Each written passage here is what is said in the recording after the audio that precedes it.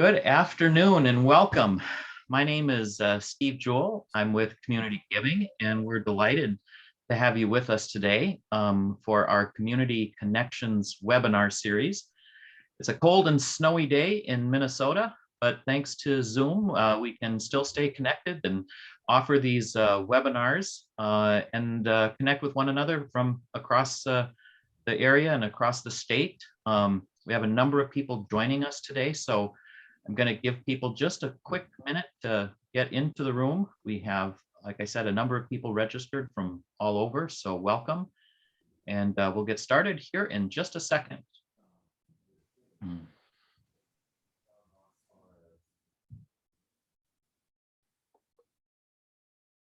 Okay, well, I know that others are going to continue to join us. We had well over 100 people register for today's webinar topic. And please note, if for whatever reason you need to step away, today's webinar will be recorded, and we will be emailing that out so that you can have a chance to watch it at your leisure if for whatever reason you need to step out of today's webinar.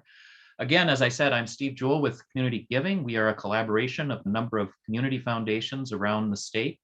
And we started doing these webinar series called Community Connections once COVID started a little over a year and a half ago now.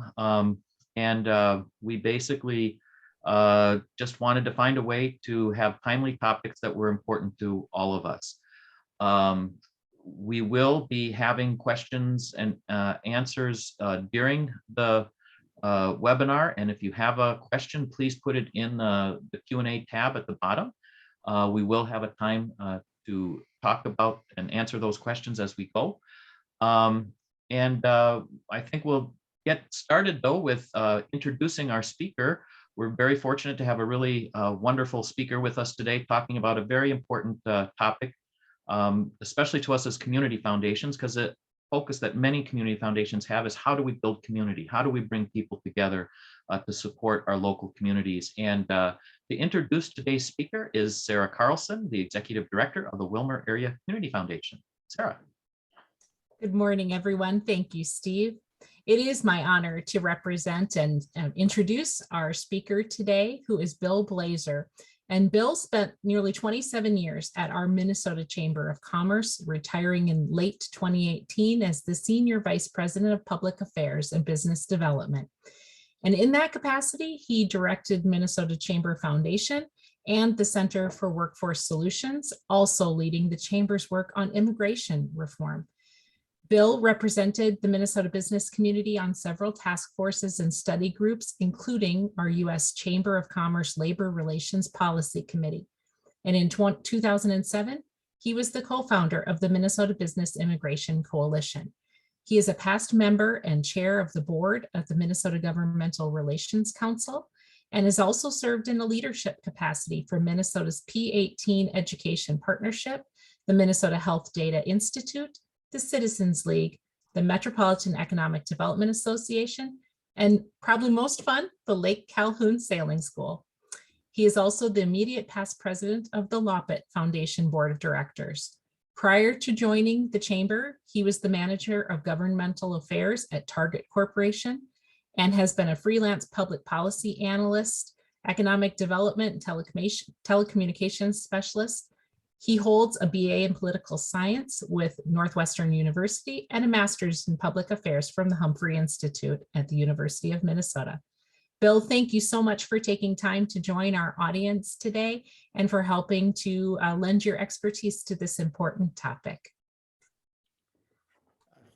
Thank you, Sarah. It's great to be with you, even if it's only virtually. I actually, in my 27 years at the State Chamber, the one thing that I liked, and as I look back on that career that I really do miss, was traveling around the state of Minnesota and meeting and visiting with Minnesotans from all parts of our state and economy. So I really, believe it or not, I really would have liked to have driven out to Willmar today and seen Ken Warner and you and others. And I will hopefully do that later this year, because It's a great state, and there's nothing better than driving around it and seeing what people are up to. But today I want to talk about welcoming as a strategy to develop your economy. And when I say that welcoming, the first thing that comes to my mind is, something that my mother told me, which is, you should always be welcoming, be gracious, be polite. And she was absolutely correct. I'm going to refer to her later in this talk as well, but she was right about that. That's the polite thing to do. But I'm going to take a little break from that, and I want to make the case for welcoming from an economic point of view. So on the one hand, you can appeal to people's sense of what's right, but you can also appeal to their pocketbook. And frankly, that's what I want to do in making the case for welcoming. And I want to emphasize it as a strategy to develop your economy. So I'm going to do this sort of in three parts. First, why be welcoming, economic perspective on that. Secondly, who to welcome. I've got two suggestions. I am absolutely certain there are others, but I'm going to give you two just to get everybody thinking about this. And I'd be curious in the Q&A of other ideas that you might have. And then third, I'll give you a little bit of sense of how I think we go about welcoming at least the two groups that I've identified. But let's start with why be welcoming. The first and maybe the most important thing that I'm going to tell you relative to the economy, at least in my opinion, is this point that change drives growth. If there's no change, there's no growth. I've been watching and part of the Minnesota economy for almost 50 years. And the only constant, the only lesson that I've learned is that unless people are changing and evolving, there's no chance for long-term growth. So I, in at least the last 10 years, have tried to stop using the term economic development and instead talk about the development of the economy. Because that development of the economy infers change. And that's what we want to be about. What can we, whether you're a chamber exec or a foundation exec or a business leader or a teacher or running the local hospital, I don't care. We ought to be thinking about what we can do to facilitate change and the evolution of our communities, because that's how we're going to grow. That's how we're all going to do better economically. So I'm going to suggest here that change requires three ingredients. First, entrepreneurs. Second, talent, workers if you want, but talent. And third, investment dollars. We need all three of those. And just to illustrate, let me take a minute and talk a little bit about the history of Minnesota's economy. The first, with respect to entrepreneurs. Minnesota has 18 Fortune 500 companies. These are big, publicly traded companies. And if I was with you in person today, I would ask a question. I'd say, well, how many of these companies started and grew in Minnesota? How many are homegrown? That's one question. The second question I'd ask you is, how many of these companies were in their current form 30 years ago? The answer to the first question is all 18 of them. Every one of those companies started in Minnesota, did well, grew, and became a Fortune 500 company with a headquarters here. The second question, how many of them today are on the list today were on the list 30 years ago? Depending on how you count, it's either 3 or 5. And the reason I emphasize this is because unlike many other states, our prosperity depends on the startup and growth of new companies. We are first and foremost a homegrown economy, and without creating new enterprises, we just don't do well. We need to constantly be adding new companies, and if we add 1,000, maybe one, or maybe even if we add 100,000, maybe one becomes one of those major employers. But it's absolutely critical to the development and growth of our state's economy. And then secondly, with respect to talent, you can look, for example, at our computer industry. The computer industry in the US, in many respects, got started in Minnesota, and started in a glider plant that was built to build gliders for World War II. So you had a big, huge open structure. And when the folks who were creating the first computer were looking for a place to do it, they needed a big building, because at that time computers were the size of a small office. They were huge. And they linked up this empty glider plant with the resources and the talent at the University of Minnesota and came here. But the glider plant was important, but there were glider plants in California and in the southeastern United States and in Minnesota, but we also had the talent. So with the talent, we got a research company called, I think it was called IRA. And they then brought a company called Spiri Univac, which made the first mainframe computer, a Univac, followed by IBM. And then, and IBM built a significant plant in Rochester, Minnesota. And then a local homegrown company called Control Data joined the mix. I don't know if you folks remember Control Data, but again, it's part of this notion of a homegrown company. So you had Bill Norris, who started Control Data, put that together with the talent. So an entrepreneur and talent created Control Data, which 30, 40 years ago was a Fortune 500 company. So just as a little aside, what is Control Data today? Well, it's gone. It's gone. What's left of Control Data in Minnesota is a company called Ceridian. And Ceridian isn't even in the computer business. They're in the human resources management business. So they help companies with hiring and with training. At one time, they had a payroll service. They may still have it. But the Control Data kind of ran out of steam. It either didn't change fast enough or it didn't change in the right ways. So it's gone. But it's, one of its children, if you will, Ceridian, still exists.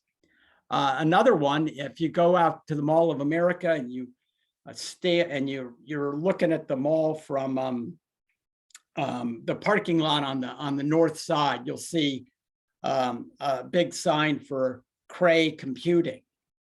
Cray is a spinoff of Control Data. So, okay, so first you have entrepreneurs, then you have talent, and then third, you have investment. Unless you have the capital, you can't grow companies, or at least you can't grow them here. One of the smartest things that Minnesota leaders did in the 1930s is when the Congress was working on a new set of regulations for our banking system, they went to Washington with the help of our congressional delegation, and they got the federal law changed to allow what then were called multi-state bank holding companies, two of them in the entire country. Both of them happened to be in the upper Midwest. One of them became Norwest Corporation, which today is Wells Fargo. And the other one was First Bank System, or First National Bank. Today, that's US Bank. But by creating two bank holding companies in the upper Midwest, they created a means to amass enough capital to grow companies here in Minnesota without having to go to either the East Coast or the West Coast to raise money. And the reason that's so important is because we could raise money here in our region. We didn't have companies being faced with, oh, you want to borrow money or you want us to invest in your company? Well, we want you to move the headquarters to New York, or we want you to move the headquarters to San Francisco. So taking timely action to be able to have enough dollars to grow our companies became just as important to growing this region's economy and to helping it change, just as important as talent and entrepreneurs. So those three ingredients really key to the development of our state and our region's economy. And as far as I can tell, they still are. And what I'm going to suggest here is that if you have a good program of welcoming, if you welcome entrepreneurs, if you welcome talent and you welcome investment, you're going to have an economy that changes and grows. And that's why I think of welcoming as a strategy to develop the economy. And let me just give you a couple more examples of how important this change idea is.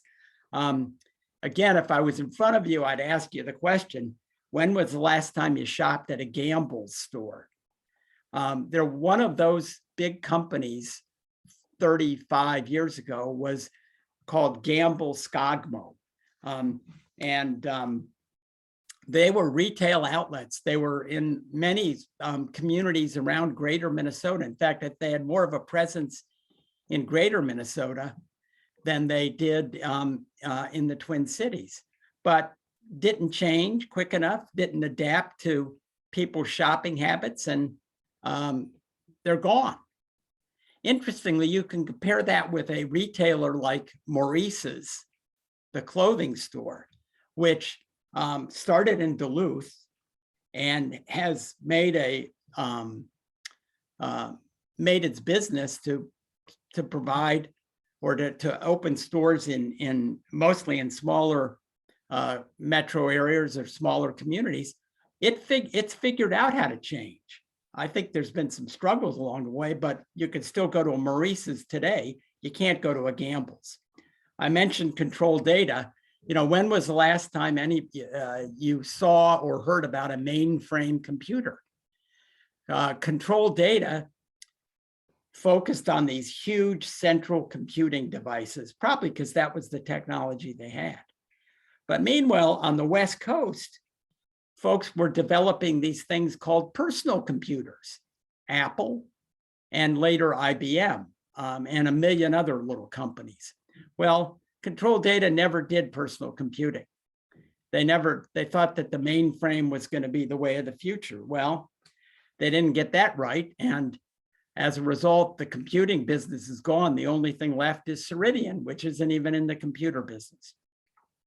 Another example, today, you know it as Target.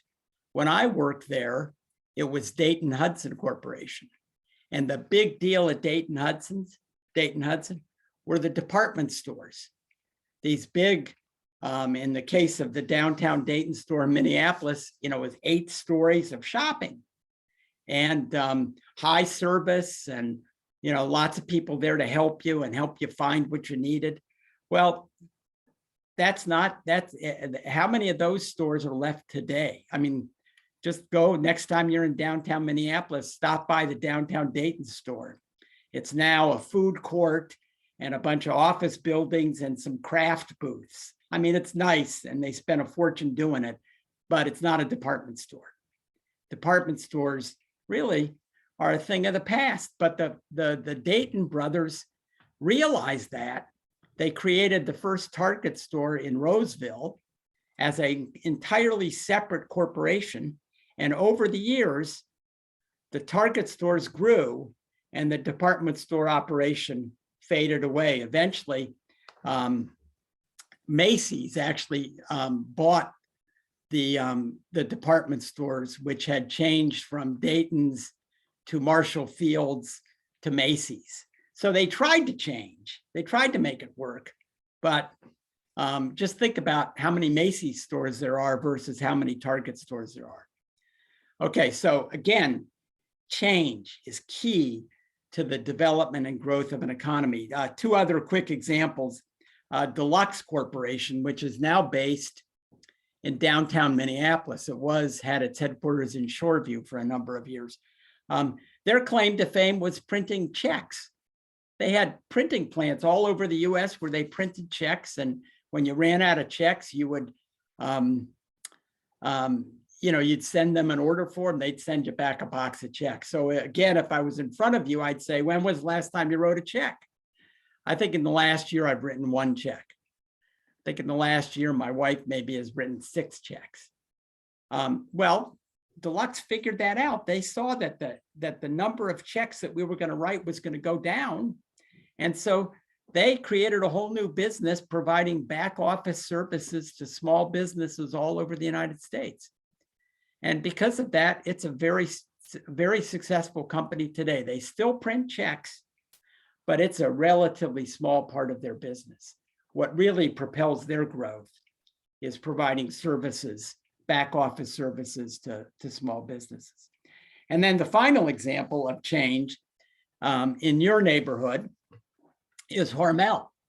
When I think of Hormel, I think of, bacon and ham, and more recently, turkey. But if you ever have the chance to go to the Hormel headquarters in Austin and look at their product room, I mean, they have gone so far beyond ham and bacon and even turkey in terms of the prepared foods that they now sell. And I just think about, Skippy peanut butter, which is a Hormel brand, or Muscle Milk, which is kind of a protein drink. I've never had it before, but it's a protein drink. I mean, that is so far beyond the original business. But one of the reasons, in fact, the key reason that company is as successful as it is today is because it changed, because it understands its where consumer tastes were going and adapted accordingly. If you follow Minnesota food companies, it's interesting to compare Hormel with, say, General Mills. General Mills was kind of late to the changes in consumer tastes relative to wanting kind of organic food, or even yogurt. Yoplait yogurt was a big General Mills brand. And somewhere along the way, Greek yogurt got started, Chobani, I think. And General Mills's yogurt business is now a fraction of what is now. Its biggest competitor is Chobani, which didn't exist 30 years ago. And General Mills was kind of late to the Greek yogurt trend and lost market share. Same thing with a little bit late to, say, the organic world. Instead of creating the old brands, they bought Annie's. And now they see that there's a big trend toward folks wanting to feed their dog, and differently. So they bought, what's the pet food? Blue. Well, anyway, I'll remember in a minute. That's one of the challenges of getting old, is I don't quite remember things as well as I used to. But so my point is that change is critical to growth, and you can see it in these 5 examples, and I could give you more, but let's move on. So, well, let's get in front of us some of the kind of key things that are driving change in today's economy and likely to drive change as we go forward, say the next decade. So three that I want to emphasize, the transition to a world economy, that's really been underway for probably 20 years. Go back to the NAFTA treaty of the early 1990s, and maybe before that when we normalized relations with China. Whether we like it or not, we got a world economy, which means that Minnesota businesses compete not just with the folks in Wisconsin or California, but all over the world. And, you know, they compete with us, we compete with them, they compete with us. It's as much of an opportunity as it is a risk. Secondly, we've got, I think, of more satellites and fewer campuses. Businesses are more dispersed. They're able to put facilities in different communities. There's less attention or less interest in having sort of the entire operation on one footprint. And the reason that trend's important, especially to your communities, is because it creates opportunities for whether it's Wilmer or Brainerd or Chaska to compete for a facility that 30 or 40 years ago, the company would have wanted to keep it all in one place. And so that creates more opportunity for your local economies to develop. And third, there's a huge change toward customization. And if you really want to see it, all you have to do is look at today's entertainment media. Think about, go back 10 or 20 years, when you turned on the television, even if you had a satellite or cable, think about the number of choices that you had. And then think about the number of choices that we have today. There is a channel, if you will, for everybody, for every kind of very targeted interest. And that's just in terms of entertainment and media, but it's also true in things like manufacturing. It's much more common and easy to get something made to order today than it was, say, 20, 30 years ago. And the reason I bring it up is that's really, I think, good news for Minnesota, because I think we're particularly good at doing made to order work. And one of the, all you have to do is, for example, look at the network of machine shops and contract manufacturers that are around our state. Go to, for example, Monticello, there's a company called Ultra Machining. They make parts mostly for the for the medical device industry. And what's interesting about that company and all of the others like it in Minnesota is that when a company like Medtronic starts to make a new device and they start thinking about the parts that will go into that device, they go to somebody like Ultra and they explain the kind of part they need. And Ultra not only eventually makes the part, but they also design it and figure out the most cost-effective way to make it. And that creates all kinds of job opportunities for that contract manufacturer.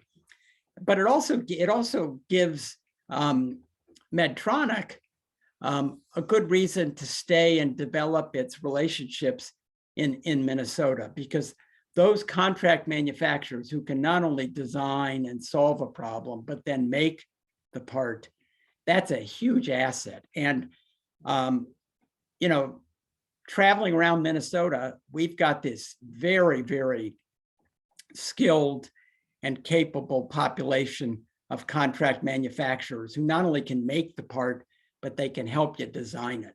And so this move toward customization and creating more new products that require more new parts, that's really good news for Minnesota. It's a huge opportunity, especially in greater Minnesota communities.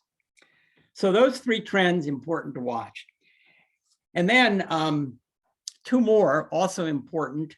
And you heard about this in the speaker in September, and I can't emphasize this enough, is that place drives employment. There's a whole population of folks out there who, instead of thinking, you know, where do I go to get a job? They're thinking, where do I want to live? And so they put the quality of the community ahead of whether or not there's a job there. And so the quality of the community, as you learned in September, is its social offerings, its aesthetics, meaning, you know, how does it look? And then its openness, whether or not it's welcoming. And that's the point here. And there are, if you go back again, you know, 50, 60 years, it used to be that people moved to jobs almost exclusively. So I need a job. They're hiring in the US Steel plant in Duluth is hiring. So I'll move to Duluth and get a job at the US Steel plant. Forget about the fact that that plant is no longer there and closed, but people would move to where there was employment. Or the taconite industry gets going on the Iron Range and a whole bunch of people move to the Iron Range. That still happens today. But an equally strong trend are people moving to where they want to live, and then the employer saying, somebody like Medtronic, or somebody like Facebook or Google, saying, okay, we'll think about putting a plant in Minnesota, but can we get the people? Where do we have to go in Minnesota to get the people that we need to either, you know, make our medical device or to program our computers so that we still have the best search engine in the world? So you've got these two, it's not exclusively people moving to jobs. You got a whole bunch of people who move to a place, and then we as employers start looking at those places, and when we see a population of available workers, that's where we go. So my point is that when you're welcoming, or as you're welcoming, you're making your place more attractive to employers, because you will have, by being welcoming, you're going to have the thing that employers cherish maybe more than anything else, which is a good workforce. People who love the community and want to stay there, and therefore, and that helps to make great employees, because they want to continue to live in the community, and one of the things they need to do that is a job, but they put the place over the job. And so all you have to do is drive around Wilmer or drive around St. Cloud or come to the Twin Cities and just look at the number of employers that are looking around for people. Any community that's got a solid population of available workers has got a huge advantage, not only in today's economy, but I would say well into the next decade. And then finally, the other piece of this that's trend that's key to watch is connectivity. And I think you've probably talked about this at length, but the ability of your communities to be connected with the world via the internet is really the great equalizer. That connectivity makes those satellites that I was referring to possible. It allows, a company that's based in, for example, there's a company in the Twin Cities called Stratasys. They make 3D printers. Well, they're headquartered in Israel, but they can have their Stratasys plant in suburban Minneapolis because, the connectivity is great. They can talk back and forth. They can send plans back and forth. And all thanks to this thing called the internet and that connectivity. So you put the connectivity together with the place, and the fact that we've got a world economy that likes to create satellites, and then throw in the fact that we're good at making things to order. And I think that's a recipe for a lot of really good economic growth in communities just like yours. There are risks. I mean, the fact that it's a world economy means that it can leave as fast as it can come. But overall, these trends, I think, are positive for your communities. But, and they're all changes. All that's driving this opportunity, these opportunities, is economic change. And that's why when I think about welcoming, I think of it as a strategy to develop your economy, to help your economy change and grow. So let's shift gears here and talk about who to welcome. And this, I got to go back to my mother, or just to Minnesotans in general. The short answer is everyone, because we as Minnesotans, we like everybody. That's not a practical answer. At least it's not a practical answer. You're thinking about the economy. So I'd say the practical answer is to welcome any kind of untapped or underutilized source of either entrepreneurs, talent, or investment, because those are the ingredients for change and growth. So we want to find those untapped resources and be sure to welcome them, because that's where we'll get our entrepreneurs, our talent, and our investment. So I'm going to nominate two groups for welcoming, but as I said earlier, I invite you to add to the list. So the first group are young people. So think of it as individuals from the age of about 15 to 30. This is a new area. It's a new group for me. I haven't thought much about this. I've just started to research it. So I'm not going to say a whole lot about it. I hope I'll get you sufficiently interested that you'll want to do more with it. The second group are new Americans. Think of it as immigrants or refugees, whichever term you want to use. And I've worked at that for a while. I'm going to say more about that. But these are two groups that I think welcoming strategies would pay off substantially in terms of helping your local economy change and grow. And then, as I said, I'm sure there are other groups, but let's talk about young people and new Americans for just a few minutes here. So the young people, too many younger folks, like I said, 15 to 30, when they grow up in your communities and then they leave and don't come back. And maybe the most common leave scenario is graduate from high school, go somewhere else to go to school, and other than maybe Christmas, Easter, and summer vacation, you don't see them. Another group, too many of them, they stay in the community, but they never really, for whatever reason, the system of schooling didn't really help them develop their potential.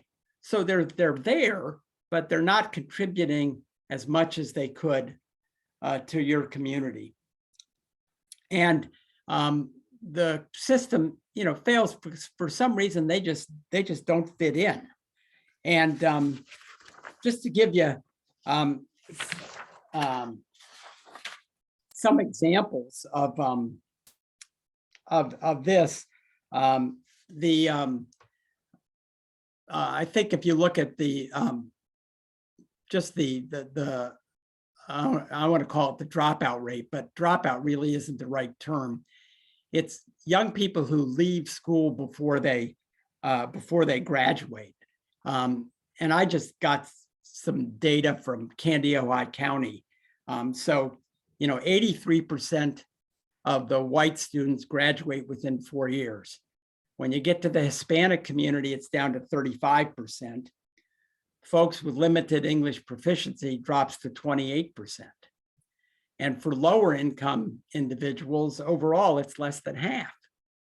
And so what I'm suggesting here is that not that you want to abandon the current schooling system that you have because it's working for a whole lot of young people. But one thing you could do is you could think about or explore other kinds of schooling options that might work better for what is an increasingly diverse school population. There's a report, which I have up on the screen. Nobody ever asked me why I left high school is the title. What these researchers did was they went out and interviewed 70 young people about why they left and where they ended up.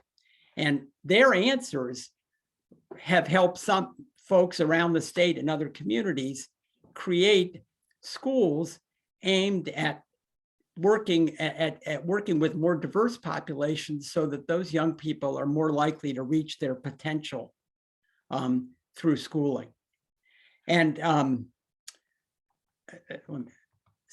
and that's why when I say that we lose young people because too many of them fail because they don't fit, like I said, it's not because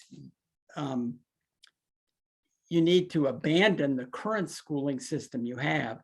But what I think you need to do is you need to explore other options, and so that the traditional schooling system runs alongside of one that's more personalized. Think of it as personalized learning. There are a bunch of schools around the state.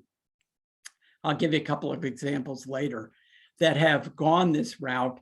And what they find is that personalized approach allows them to work better with more diverse students and help them reach their potential and become greater contributors to their local communities. I like to point out that, just because the conventional school system doesn't work, doesn't mean that the young person doesn't have potential.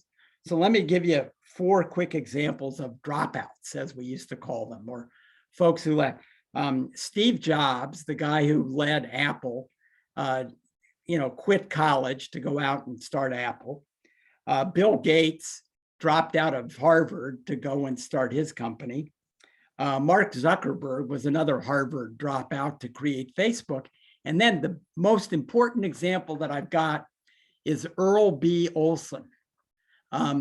Everybody from Wilmer probably knows Earl B. Olson as the founder and who started Jennie-O with his today Jennie-O Turkey Store, a part of Hormel. Well, Earl B. Olson grew up in Murdoch, near Wilmer. He finished 8 years of school at Murdoch. So he's a high school dropout. Somehow he found his way to what is today the University of Minnesota at Morris. At that time, it was the West Central Agricultural College or something like that. But so the conventional schooling, it just didn't work for him. But he found his way to an institution of higher learning, which was more flexible and could accommodate what he was interested in. And next thing you know, you got Jennie-O Turkey Store employing thousands of folks in central Minnesota.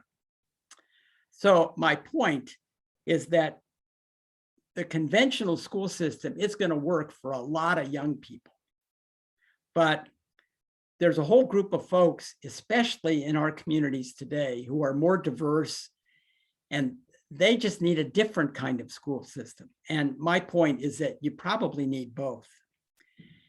And let me bring this back to welcoming. As long as we insist on pushing everybody through that conventional system, all of these folks who are a little bit different, more diverse, who have different learning styles, they don't feel welcome. And those folks are the ones who, as soon as they graduate, if they graduate, they're gone and they're not coming back. Or if they graduate and they didn't quite learn everything, they'll never realize their potential. So by creating a more welcoming schooling system, emphasize the word schooling, you're creating more opportunity for your region's economies to change and grow. And I can say more about that later, but I just think it's an important area. These young people are every bit as worth welcoming as anybody else you can think of, because they're the future. Okay, so let's talk about new Americans. I'm going to start kind of at the macro level here and work my way down to your region. So what's important here is that about 14% of the US population is foreign born. Okay, and but if you look just at the Midwest, and you can see the statistics below, it's considerably less in the Midwest. So in Minnesota, for example, today, right around 9% of our population is foreign born. I checked the census for Kandiyohi County. I think you're around 8%. But everything I can see says that we're trending toward becoming more like the nation as a whole. So we're not at 14%, but if you move us into the next decade, the next 10 years, we're going to get closer to the national average in terms of the percent of population that's foreign born than we are now. And that's a good thing. And you're going to see why here in a minute. So in Minnesota, we got about 500,000 folks who are foreign born. That's about 9–10% of our total population.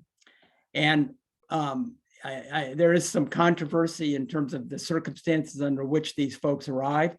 So in our state, about almost 20% of the foreign born population is unauthorized.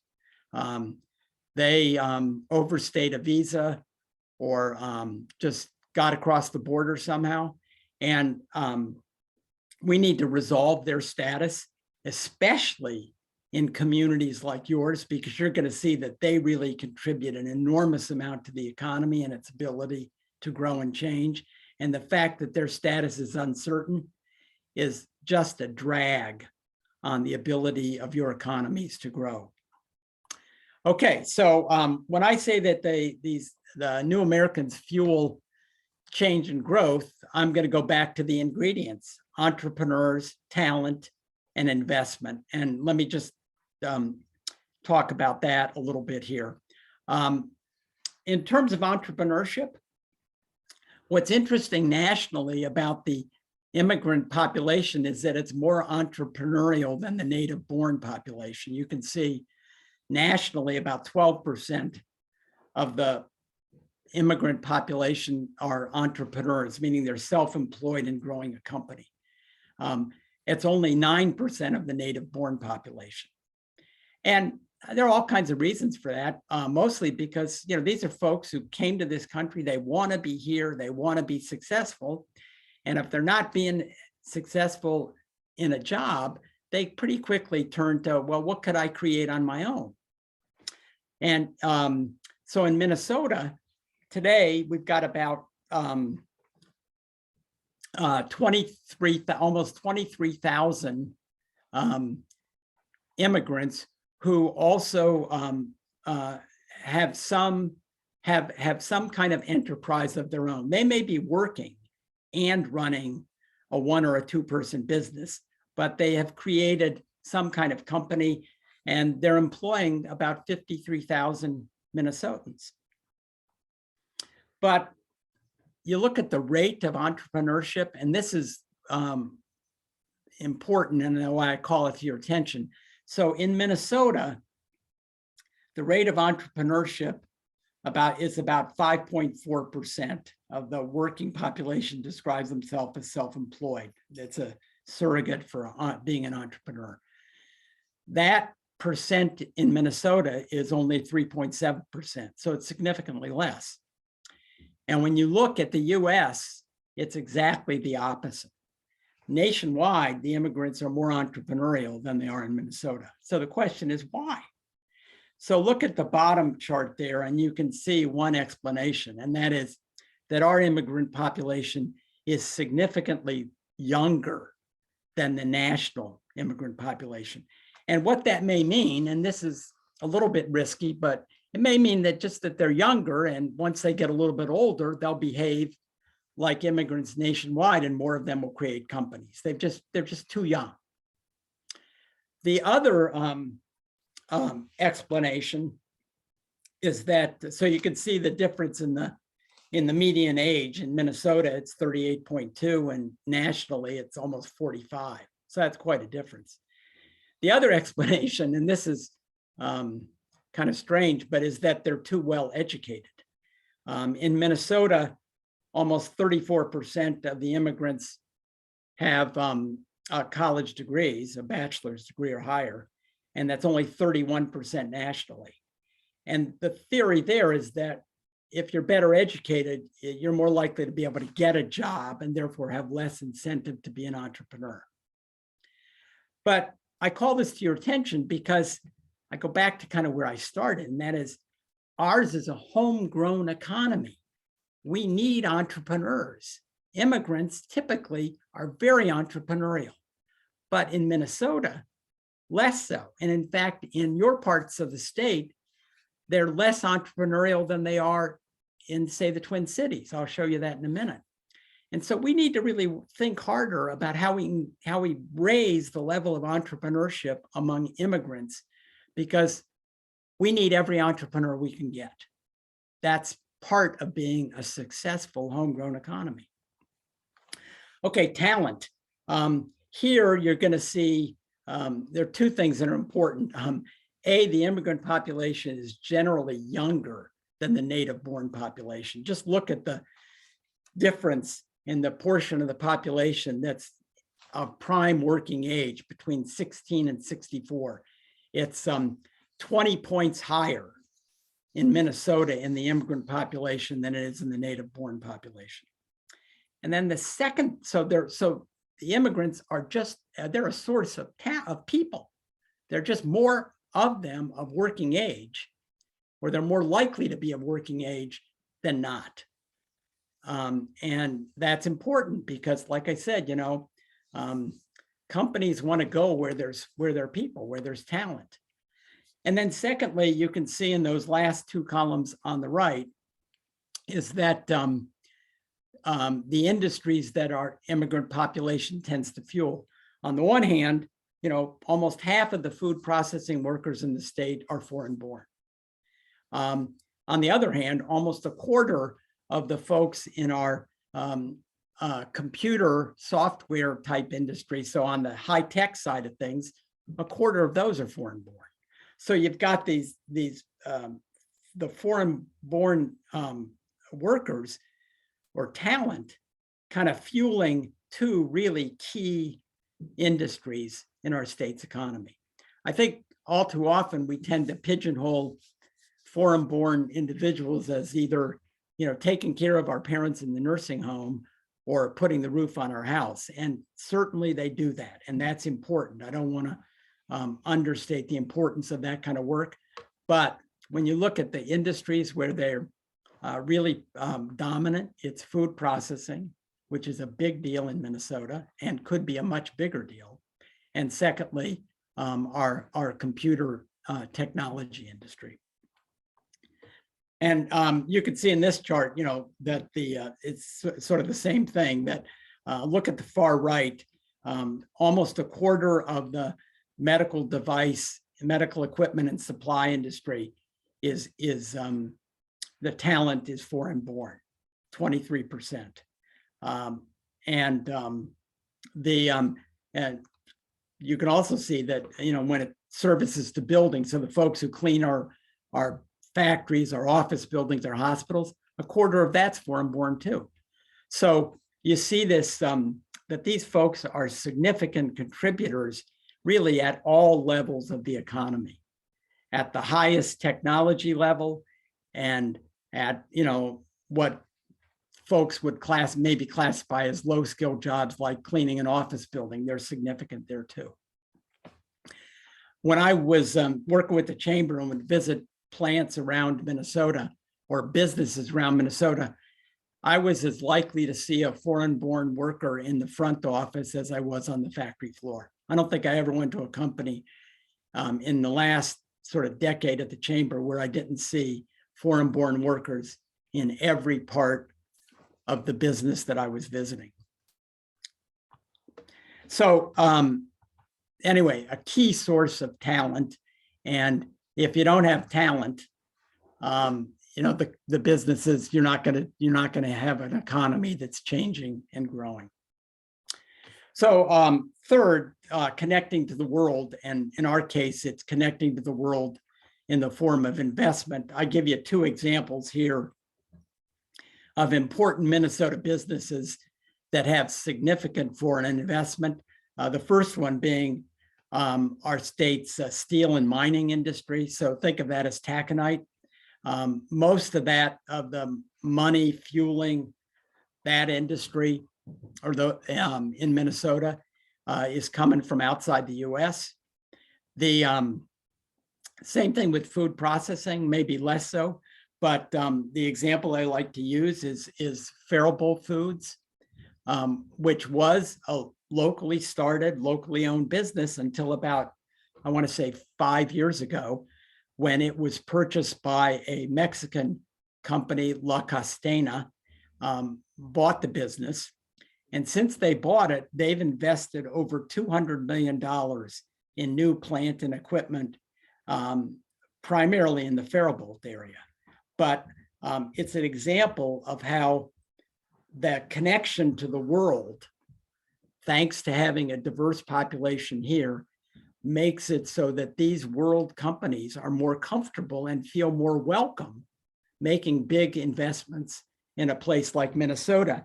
And maybe just to illustrate that a little further and to see the significance of having the immigrants here as a means of attracting worldwide investment, I made a list of the technology companies that are now run by folks who either weren't born in the US and may not even be US citizens or might be immigrants. So Microsoft, Google, Hewlett-Packard, Oracle, Twitter, Adobe software, ADP, which is a big payroll processing. All of those companies today have CEOs who weren't born in the US. And so, and what those CEOs, they're going to be attuned to the makeup and the diversity of the populations of the communities where they're doing business. They want to feel welcome. They want to feel like if they put a facility in your community, that you're going to be welcome. And the fact that you've got a diverse population locally, in a subtle way, but an important way, helps them feel welcome. So having that significant immigrant population really helps you become more a part of the world economy. And being a part of that world economy creates an opportunity for more investment. I'll just take a second on this. Every immigrant that you have in your community not only pays taxes, but also shops in your region and on Main Street. And when I go through Worthington or Wilmer or Faribault, I see the impact, or even Lake Street in Minneapolis or University Avenue in St. Paul. The contribution through retail sales and what it's done to revitalize the main streets of many Minnesota communities is pretty obvious. And again, that only happens if these folks feel welcome. If they don't feel welcome, they're going to go someplace else. So just to kind of bring this down to the regional level, I want to emphasize a couple things here. Look at the migration from 2010 to 2019, and you can see pretty clearly the role of new Americans. And I have the three columns: the Twin Cities, Central Minnesota, and Southwestern Minnesota. I hope I've included all of your communities. But what you see there is that the real force behind population growth are the new Americans. And that the domestic migration, it's positive in the Twin Cities, but barely. And it's negative in both Central and Southwestern Minnesota. and that without that international migration, southwestern Minnesota would be losing more population than it already is. The growth in population in central Minnesota would be about 75% of what it is today. And the growth in the Twin Cities would be almost nothing without the international migration. So these folks are a key source of growth, and that growth in people is a good sign for growth in talent. It's a good sign for growth in entrepreneurs, and it's a good sign for growth in investment. So look at the bottom of the table for a minute, and you can see that the Twin Cities, which has got a more, where immigrants are a bigger portion of the total population, 9 out of 100 business owners are foreign born. In your communities, it's only 2. And my guess is in the next 10 years, you'll trend more toward the Twin Cities. And then look at the poverty rate. You can see that the poverty rate is substantially greater in the foreign-born population than it is in the native-born population. But if you look at the Twin Cities, which, like I said, is kind of further along in the evolution, you can see that that difference in the poverty rates has narrowed somewhat. And I think that's what happens. That's what will happen in your communities. And the reason that I say that is just if you look at this chart where I say welcoming is an investment, a good one, just look at the change in the poverty rate based on how long the individuals have been in our country and in your communities. Those that entered in 2010 or later, so in the last 10 years, 1 in 4 of them are below the poverty rate. But if you look at those who entered before 2000, it's almost less than 10%. So the point is that as these folks are here, they quickly adapt and become contributors to our community. You can look at the rate of home ownership. The ones that newly arrived, most of them are renters. Only 16% own homes in the first 10 years. But if you go to those who got here before 2000, they're up to almost 65%, and pretty close to where I think the native-born population is closer to 70%. So they're closing in on being almost identical. The unemployment rate drops, and importantly, for our recipe of entrepreneurship, talent, and investment, look at the self-employment line. It goes from the recently arrived, who are about 1 or 2%, which is what I think you're seeing in your communities, to over 4% for those that have been here for a while. So having these folks, having new Americans in your community and welcoming them, it's a good investment. It's a way to help your economy change and grow. So let's move to the third and final topic, which is how to welcome. First, new Americans, and I think you're already doing this. I've seen events in Wilmer and St. Cloud, for example, where leaders in the community have gone out of their way to help people get to know each other, to make sure that the newcomers feel welcome. And what you see in front of you are just some suggestions on how to do more of that. I don't think you can do it often or as much. Great story in the Twin Cities papers about, this was about a year ago, about Mayor Kleiss in St. Cloud, getting folks together at his house or in his backyard, new Americans with native-born citizens to get to know each other and visit. When a community leader does that, that sends a signal to everybody that we're a welcoming place. You can look at last year, the mayor of St. Paul, Mayor Carter, announced a program to help foreign-born citizens resolve their immigration status. He created a fund to help do that. and I think it's a minimal amount of money for each immigrant, but it sends a huge signal to those newcomers that not only are you welcome here, we want to help you stay here because we know you're going to contribute to our community. So having a menu of these kinds of activities and then sticking with it over a period of years is really key. Given the importance of entrepreneurs, I just give you some suggestions there in particular.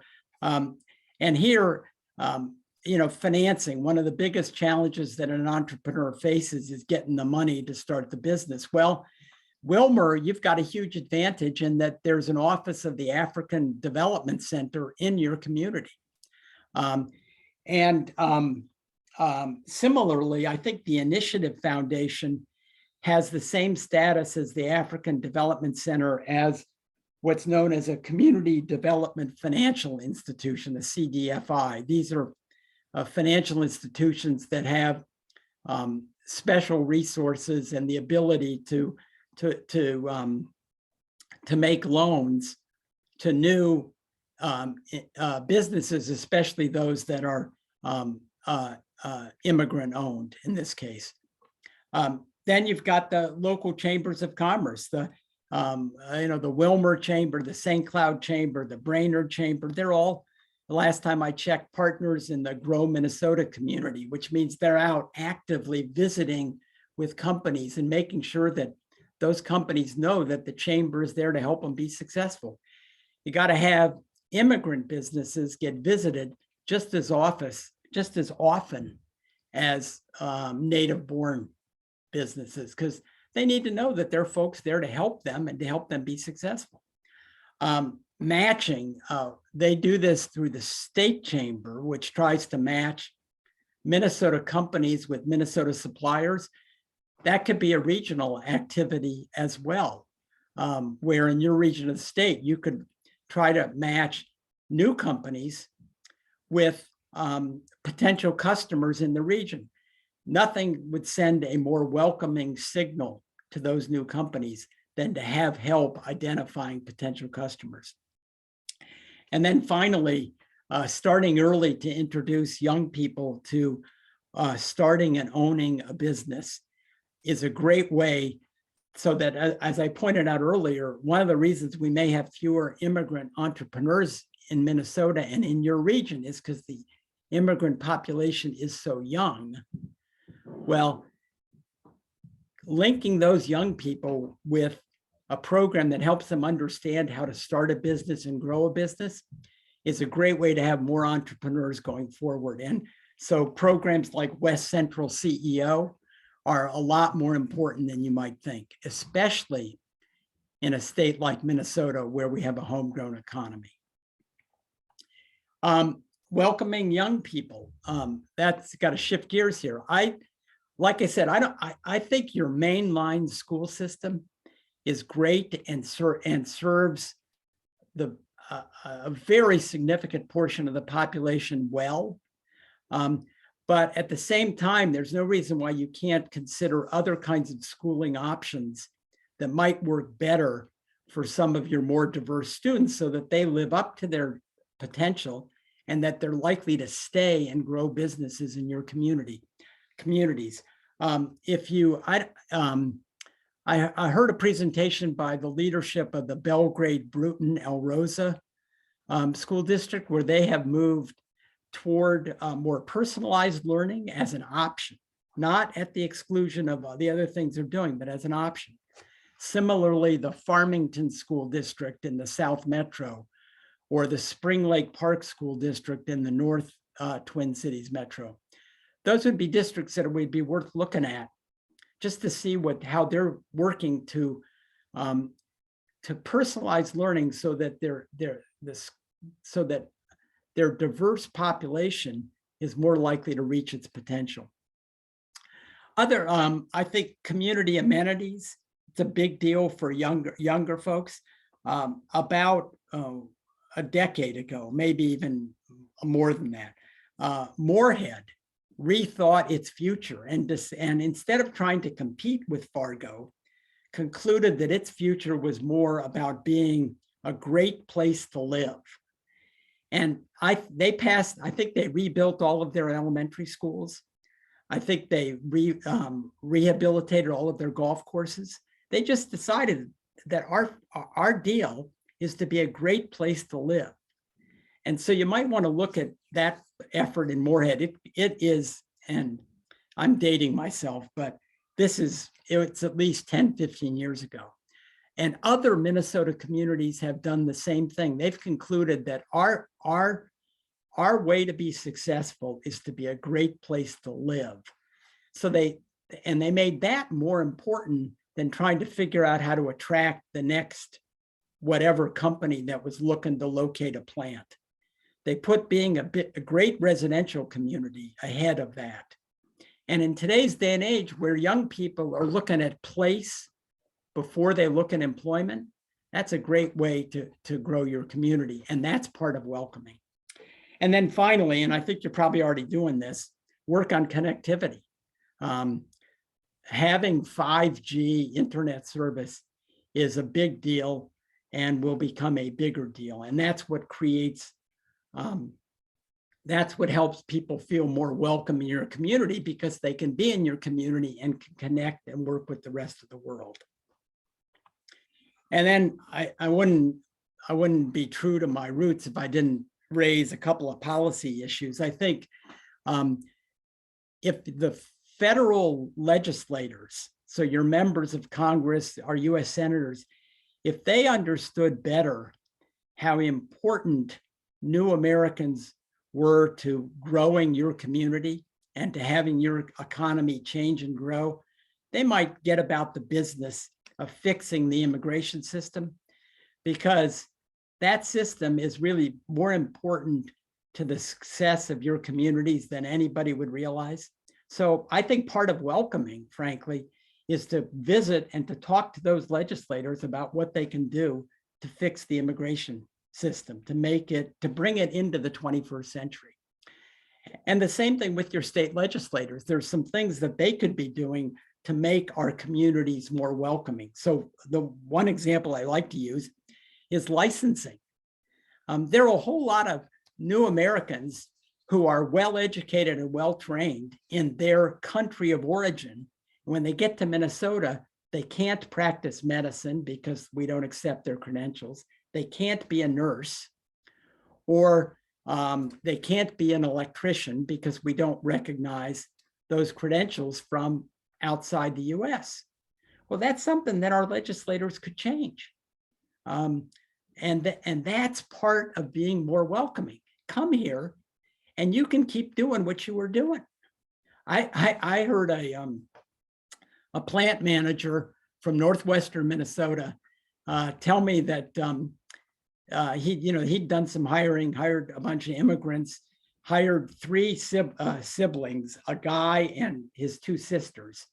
And one guy, and this was to work on his assembly line. And one guy was an electrical engineer who could have been working in his engineering department if his credentials had carried over to the US and to Minnesota. One of the sisters was a linguist who eventually left his business and started a translating firm. And the third had a PhD in pharmacy and could have been working at a local pharmacy in the community, but nobody would accept her credentials. So it's not only about welcoming, but it's also about, helping our communities be better places to live. What community couldn't use another PhD pharmacist to make sure that our citizens get the kinds of prescription drugs and the kinds of treatment that they need in order to be healthy? So, but that's something the legislature could do. And your effort as a community to encourage legislators to do that is a way to be welcoming. So finally here, and this is where I'll stop, I think welcoming should start yesterday. And actually, I think you have started that. I think listening to that presentation in September, and just the very fact that you guys are getting together regularly to talk about these things, that's a big deal. And I commend you for it. And I think it's going to really help to grow your communities. But just if you need any encouragement, I'll just take a second and give you the example of what happens when you're not welcoming. All you have to do is look at the economy of Japan. And this graph shows the rate of change in population, United States versus Japan. And what you can see is that Japan's population has been declining pretty steadily. And in fact, right now, the growth rate is below zero, meaning there are fewer people living in that country now than a decade ago. They're just losing people because of mostly because of their immigration policies. They are exclusionary.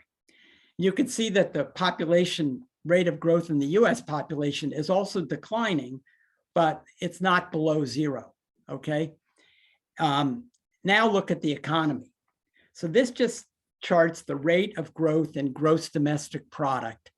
And it goes back to 1961. And what you'll see here, the black line is the Japanese economy. The red line is the US economy. Until 1990, the Japanese economy was pretty much outperforming the US economy. But since the early 90s, there have only been 2 years when the Japanese economy has outperformed the US economy. And I'm sure there are a lot of things going on here, but I gotta believe that this population decline, the absence of people to work, the absence of people to create businesses, the absence of people to invest, the absence of people to shop, all of that contributes to an underperforming economy. And it goes back to the fact that it's not the most welcoming place in the world, not just community-wise, but statutorily.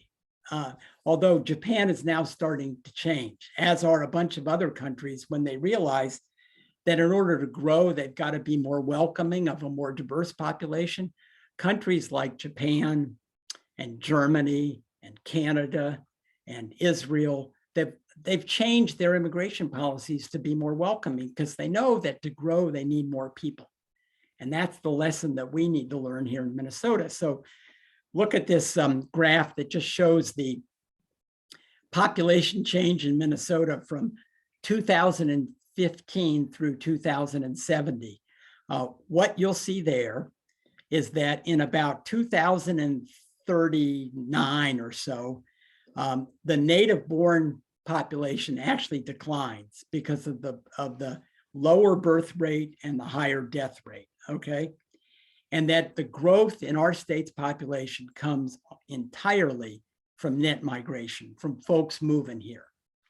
And you can see this is statewide data. The folks moving here, the net positive is from international migration. We just depend on those folks to grow our population and to grow our economy. And not to sort of beat the proverbial dead horse, but especially so in your parts of the state. It's quite, I mean, especially in southwestern Minnesota, which is losing population, but just look at how much more they would be losing absent international migration. And in central Minnesota, west central Minnesota, absent international migration, you'd also be a net loser to the tune of about 2,500 people. And in the Twin Cities, the metro region, the growth would be negligible. I mean, 1,600 people is not even 0.1% in the Twin Cities. So adding those folks is really key to the development and growth of the economy. And a big part of that is being welcoming, whether it's the way we run our community, the way we treat ourselves as neighbors, the kinds of policies that we have at the state level or at the federal level, all of that. There's a welcoming dimension to all of that. And that's what we need to do that to make our communities more attractive so that our economy change and grow. And finally, and I'll stop here, I like to show folks the trend in the makeup of our state's population going back to 1850. In about 1900, somewhere around 35% of our state's population was foreign born, which was a lot more so than either the Midwest or the US. And that population in 1900, what came after that, the next 70 years of economic change and growth was all pretty good. Our state's economy really flourished. My point is that we did it then and we can do it again. We had policies and activities in the early 1900s that helped that immigrant population be successful and help our economy change and grow. We're kind of in a similar situation today. The percent isn't nearly as high, but we are adding a lot of diversity. We're welcoming a lot of new folks, diverse folks to our community. If we do it right, it's going to trigger the kinds of economic success that we had in the last century. I'll say the same thing about young people. When that wave of immigrants hit Minnesota in the early 1900s, we created a system of elementary schools and technical colleges and agricultural colleges and state universities to help that population become successful and contribute to the economy. And it worked. Well, today we've got a similar situation. We need to be rethinking those systems so that the diversity that we're adding in our population today, whether it's in the nature of our young people or the nature of the immigrants that are moving here, so that they can contribute fully to our state's economy. And by that, I mean helping our economy change and grow. Thank you very much. And I'm happy to answer questions or get your comments on the presentation. Thank you. All right. Thank you so much, Bill. There's just a wealth of information in there. We do have a couple questions, but I just wanted to comment when you first started out, you took me back. You know, you were talking about the Fortune 500 companies, and I jotted a couple down, and I had a couple right, you know, because I remember the IBMs and, you know, the Daytons, and my grandpa worked for Gamble's all over the United States. So that rung a bell as well. So that was kind of fun. So we do have a couple, we have a comment and then one that's more of a question. So I am going to just pose this to you, Bill, and let you comment. From Adam, what he's saying is that there seems to be a disconnect between where companies are located and where people want to live. So it's around that idea of place. And so this disconnect that's going on, and with the rising crime, you know, in the larger cities, which is where a lot of these large companies tend to be located, maybe speaking to, you know, to that issue, but then also with, and not so much here right now, but is there a concern going forward, like in California, large companies who are exiting, leaving for other states? Is that something, you know, in Minnesota that you see that, you know, could be a potential issue? And then what would that mean for workers in Minnesota who don't necessarily want to live in, you know, these large metro areas? So just a couple thoughts going on there about workers, place, and companies and where they're located. I think if you went back, you know, 30 years, a lot of people would say it was a no-brainer to move to where there's a job. I think there's still a bunch of that goes on, no question. But what's the growing trend is the population that says, boy, I really like living in Alexandria. That's a great community. I like the lakes around there. I like the schools. The people are friendly. I'm going to live there and then I'll figure out my job. I think that's a growing trend, and I think that's frankly helpful to places like Alexandria. Mhm. So there's both of these dynamics are going to continue. As to the crime stuff, I think we got to see what happens in the next 3 to 5 years. If the Minneapolis and St. Paul folks don't deal with it effectively, it will push people out.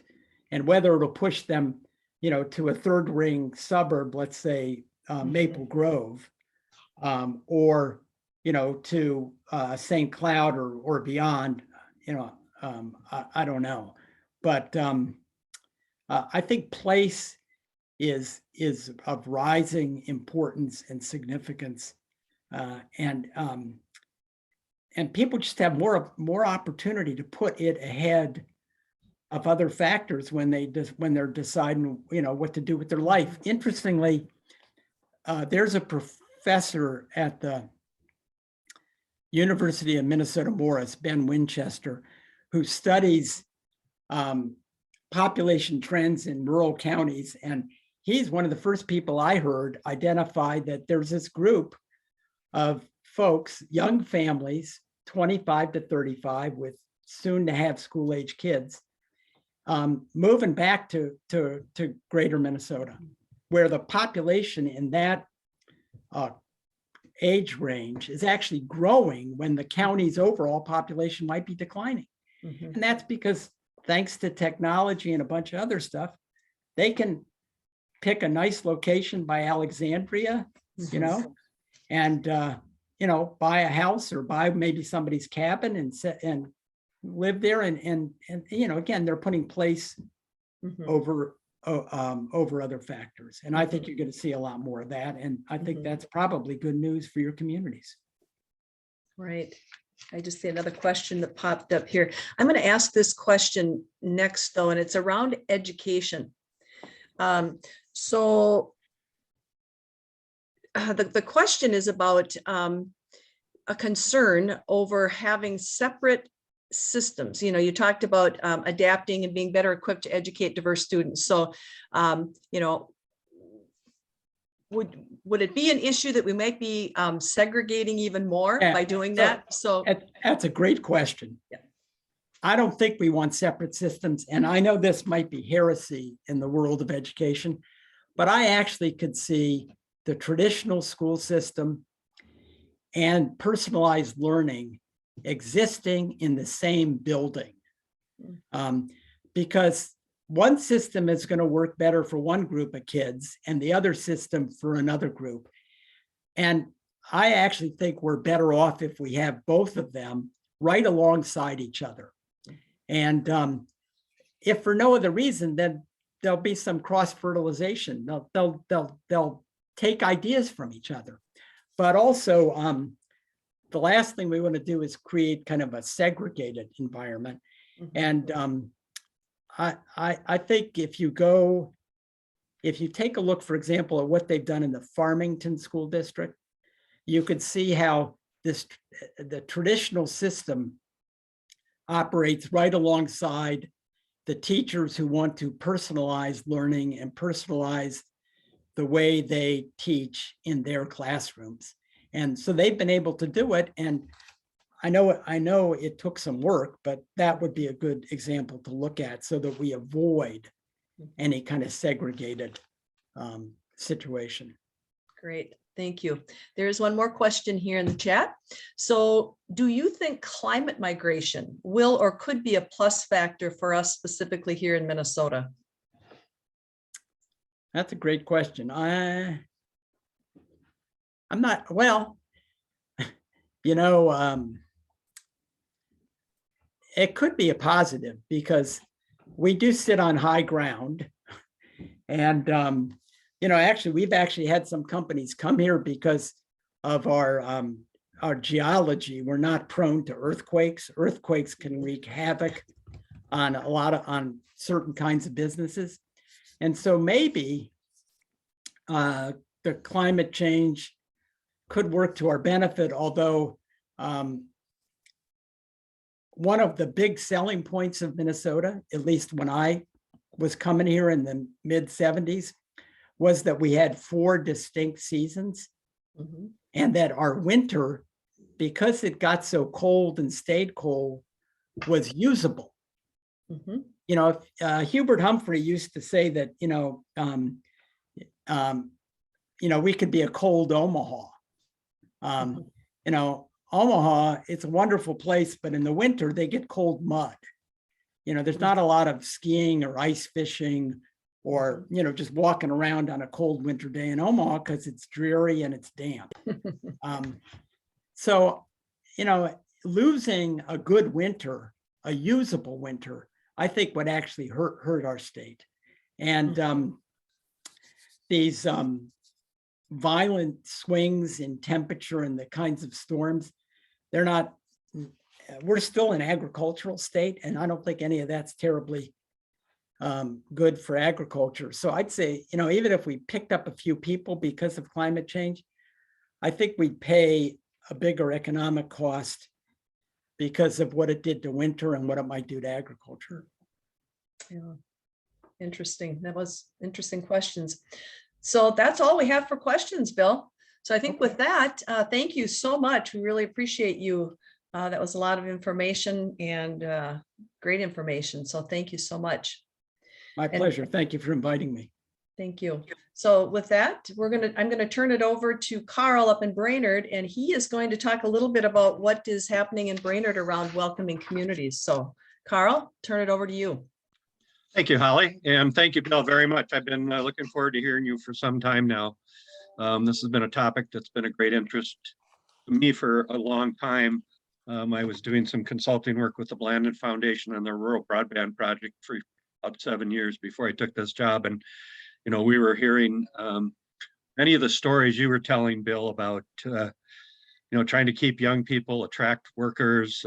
We were seeing the wave coming, the silver tsunami hitting, and not enough young people to fill the positions that were going to be there.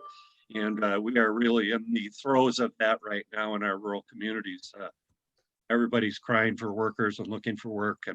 And so this whole idea of how do we welcome new people and attract people has certainly been on my mind for quite a while. And when I started here in 2016, we took our grant priorities to where we are really looking for projects that develop, attract, and retain a quality workforce. And so that develop side, we really looked at the young people and how do we develop, especially the skills and interests and career awareness of kids that tend to stick around our community after graduation. And then, of course, the attract and retain, was the amenities of the community and supporting things that make us, a place where people want to live and stay. And we had the September presentation, I think you referred to in our pre-meeting, was, around that whole idea of creating a sense of place based on the soul of the community report that makes people love where they live and stay there, and the economy grows accordingly. So we appreciate that.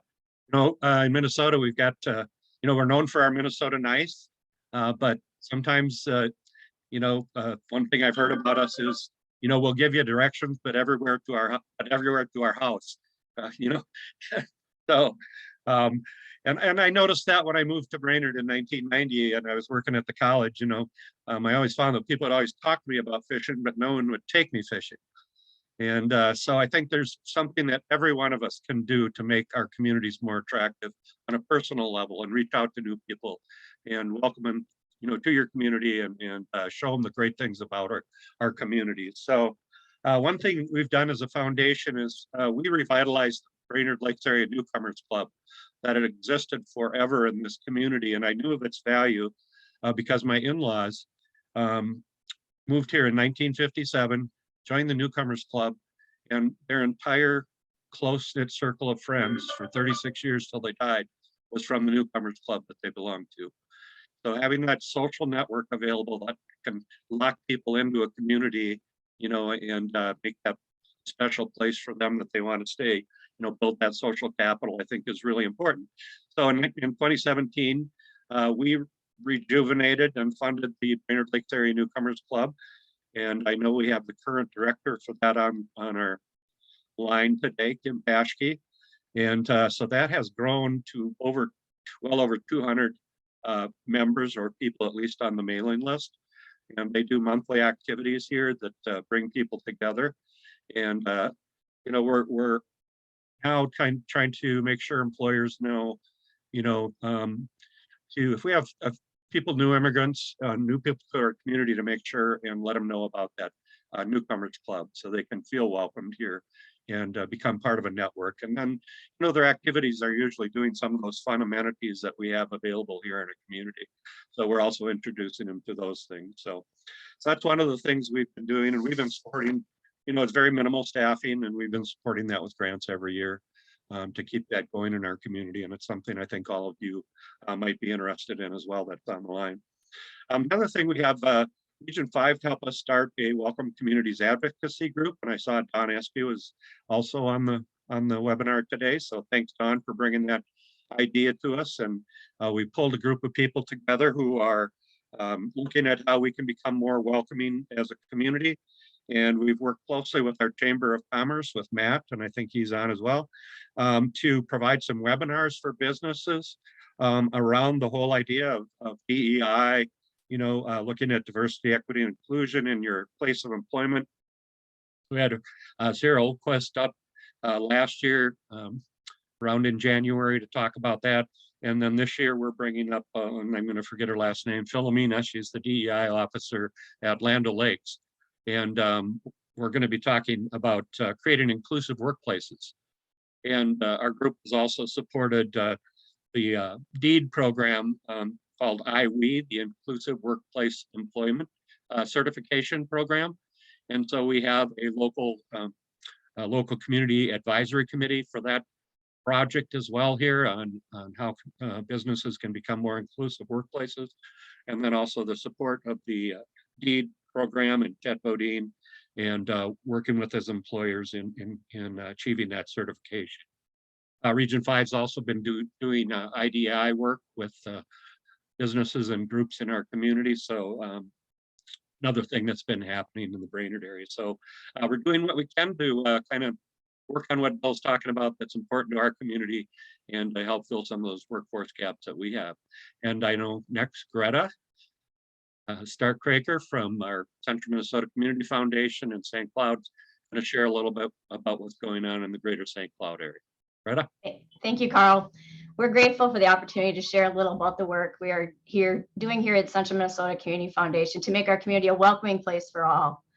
Through a grant from the Morgan Family Foundation, we are partnering with Filson Talent Partners to host 6 community convenings with the goal to build equity through dialogue. These facilitated convenings will include cross-sector leaders in our community and St. Cloud area residents. Through the convenings, we hope to build relationships, bond, and reflect on successes and challenges that we have in the St. Cloud area. 6 convenings are going to take place between January and June, with the goal to expand social capital to address racial disparities by identifying key areas of collaboration, areas such as education and healthcare, housing and economy, employment practices, and community engagement. We look forward to building relationships and bonding in our community to be a welcoming community where we all want to call home. If you'd like to learn more about building equity through dialogue meetings, please contact our office at 320-253-4380 or watch for our updates on our Facebook page. With that, I'd like to turn it over to Steve Jewell for closing remarks. Steve? Thank you, Greta. And thank you, everyone who is still on, for spending part of your day with us. And a big special thanks to Bill. We really appreciate you being with us, Bill, and kind of enlightening us. Really, it's always been the right thing to do to be a welcoming community, but you really hit hard on the economics of it, which just is just a whole nother reason why we as communities should be welcoming and looking at the future. So great information. For those of you who are online, know that you'll get a recording of this, and feel free to share that out. Great information to share and to disseminate. So thank you so much for being with us, Bill. To all of you online, thank you for being with us.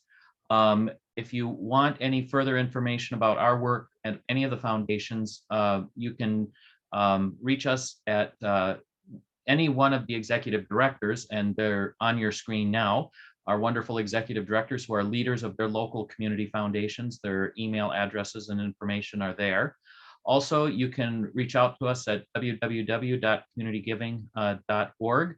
And on that website, you can find a number of resources that are available. We've done a number of webinars on related topics to this area, and they're recorded and they're available for free for you to access there. Also, we do invite your feedback and comments. We are going to continue to do these webinars because we feel we can bridge distances and share information and learn from one another. So we welcome your feedback, your questions and comments. And then please tune in on January 13th. We're going to have a great speaker, Susan Hammerl, is going to talk about impact investing and how your dollars can actually both be invested and do good with those dollars in our local communities. So January 13th, impact investing, and then come back for Community Connections on March 17th. We'll be talking about placemaking. And so another very important topic. So thank you all for joining us today. Have a wonderful holiday season, and we'll look forward to seeing you in the new year. Thanks for tuning in.